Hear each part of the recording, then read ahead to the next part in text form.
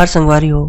अगर आप मन ला हमार वीडियो पसंद ही तो वीडियो ला लाइक करो और चैनल ला सब्सक्राइब जरूर करो।